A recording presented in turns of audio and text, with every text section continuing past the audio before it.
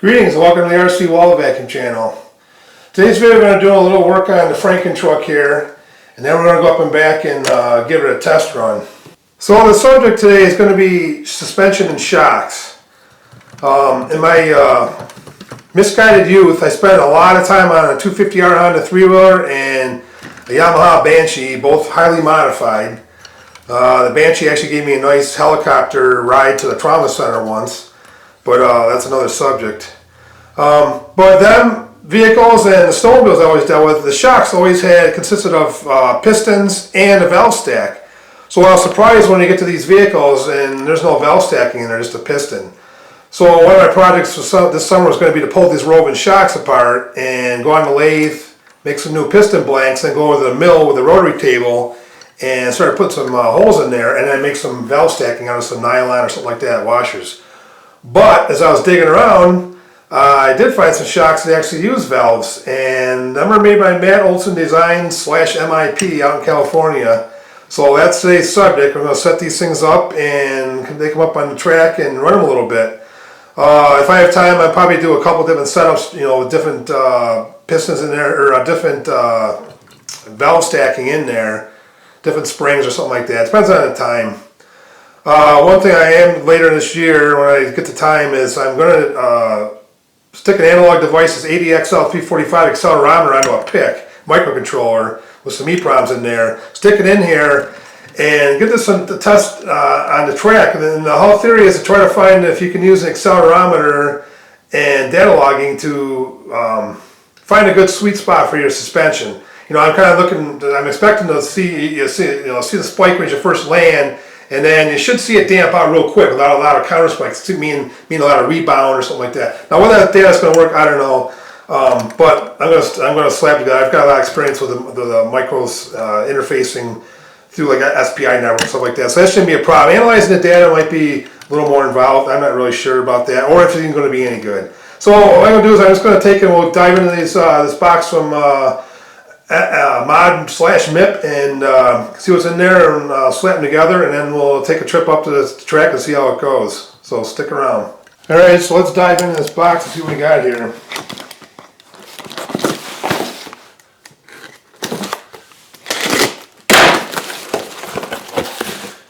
Snacks, so that starts off good. So from what I can tell from the website, there's 3 different versions. These are version 4.5. There's 3 different setups you can get with these things. The first set is the anodized bodies, the piston, the valves, springs, and fluid, stuff like that. And then you got to take all your old shock parts off your existing Losi 5T shocks. Then there's this version, which is that plus you get the mounting hardware from Losi, and then the titanium coated shafts from Losi. Then there's version 3. That's all that, but then someone actually knows what they're doing, puts it together. So we skipped that step here, and I'm not going to detail the assembly of it because I'm sure there's videos out there already of it being assembled. What I am going to cover here is just how this set relates back to the Rovan.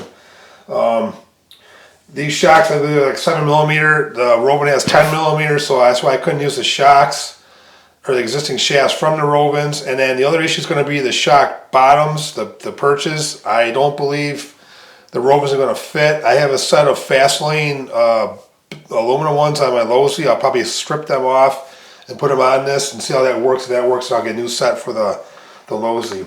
So looks like what we got in here.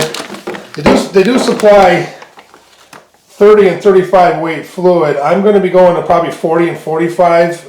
45 in the front, 40 in the rear, just because this vehicle is a little bit heavier than what these shocks were probably designed for. So it is and the same thing with the boots here in this rebuild kit. Since I'm going to be doing some testing on this, I'm not going to fully close up the shocks yet, because I'll probably be pulling back apart, change fluid, or change valves in there. And then you got the various springs here. From what I can tell, there's supposed to be eight pairs of springs. There's going to be 4 for the front, 4 for the rear. The front's going to be a 7, an 8, and a 9, and a 10 pound, and then the rear is going to be 9.5, 10.5, 11.5, and a 12.5. Then it's got the 4 bypass pistons, and then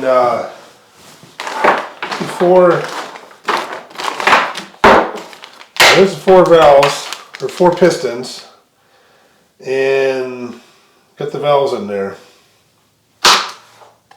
I think these are supposed to extend the stock perches off to catch the spring better, but those fast lanes, they have a good wide aluminum base on there, so I probably won't need these with the fast lane in there.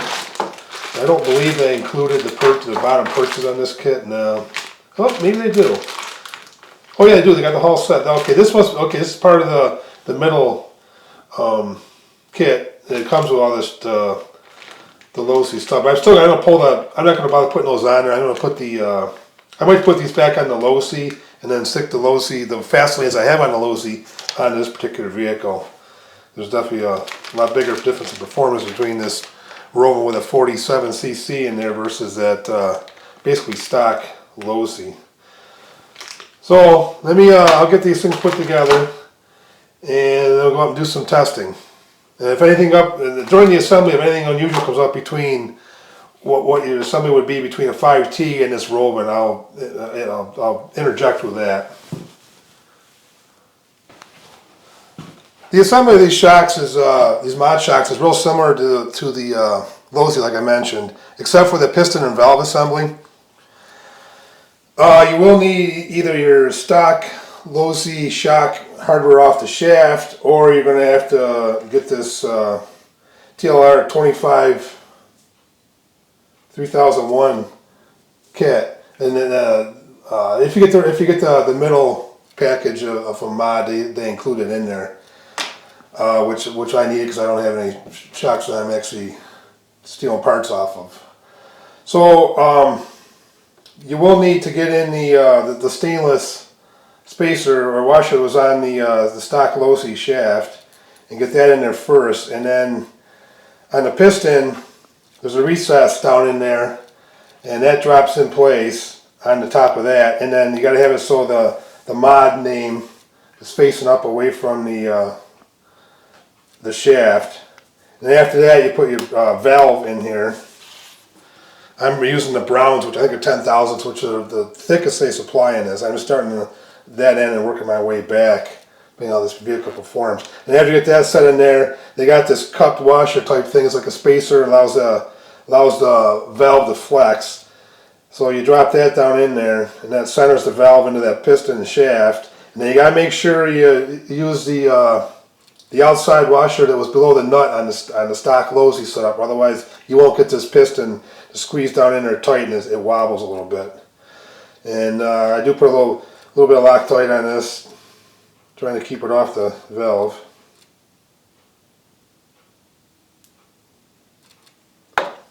And then just screw it together. And so like I said, for my setup for my initial test, I'm going to run 45 weight in the front with a 7/1000 clear valve, and then the rear I'm going to run 40 weight with the 10/1000 brown valve. And we'll see how that works. I'm trying to get maximum control of the rebound on this and see how that affects the jumping and stuff. And then, depending on how that works, I'll start working my way back down. So let me finish getting these things together and go from there. So here's this is a front shock assembly. It's got the fast lane perches down in the bottom. The nice thing about those is they are a captured setup. So as long as this part doesn't unscrew, you stay on there and it'll slip off. One caveat I ran into, mod does include these little extenders that were supposed to go onto the stock Losi ones, and they are aluminum. And with the fast lane, you still got to use them because the diameter of this is not quite sufficient to catch that spring. So these just slip right on in there, and don't think they'll fall out of there unless there's a really violent hit, which is always possible. So let me finish putting these together and go from there. So all 4 shocks are on there now. One little issue is show them a different angle. The caps on these mod shocks are a little bit narrower, this mounting face, than the Losi. So the stock Losi bushings have got a little bit of play in them. I'm going to let it go for now, but to me how that works, I'm going to probably bring them back down and shave them off in the lathe, or actually just build new ones. Another thing I remember too with these fast lanes base purchase down here is the boot kit for the Losi really isn't feasible to put that on there, which could be a good thing, could be a bad thing, I don't know, but it ain't going on. I do got the outerwears to go off over on top of that, and they have a limited effect too, but I've had those Losis tear, so gotta take these apart and clean them up from time to time anyhow, so we'll see how that works. So the next thing I do is I'm just taking load this up in the Ranger and head up and see how they work. Stick around. So we're up here on site now, and I'm gonna give this thing some test runs, see how it is on some of the jumps, and hopefully I don't break nothing, but you never know. So I do have the GoPro set back up on there. I'm going to try to sneak in some GoPro footage on top of this. My wife's going to be doing the videography today. Hopefully she can get some good shots. Trying to do it by myself is kind of a task. And actually she's up here right now with her sledge tearing around on the track. So I'm going to get a quick video of that.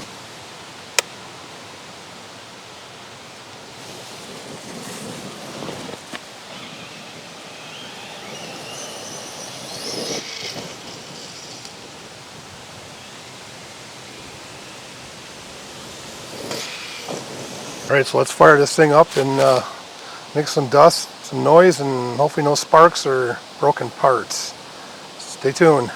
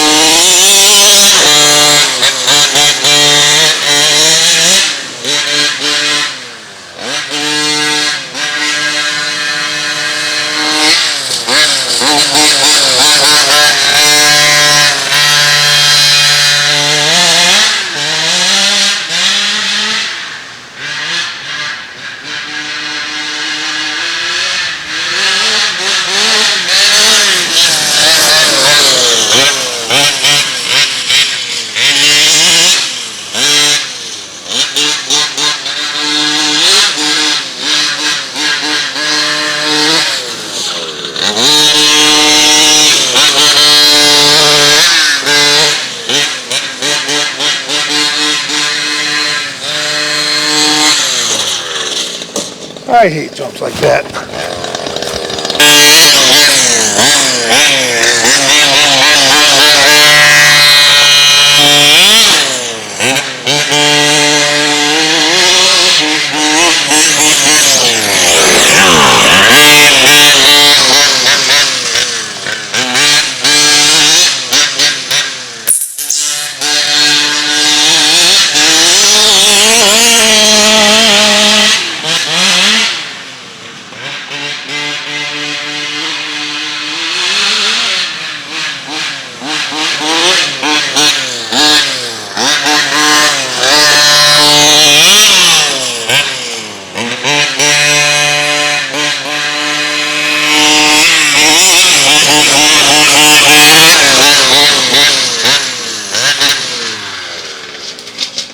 Alright, we're going to call that one a... So we're back down in the shop now with FrankenTruck survived its encounter with the Mod Squad. And once again, I have absolutely no connection to Matt Olson. Never met him, never talked to him, and I have no connection with MIP. But I can tell you the shocks kick ass. They made a huge difference in this. This thing was like launching a marshmallow before, and it was rolling so easy. And what a difference. I'm just going to do a quick drop test on this to the camera to show how this thing lands now.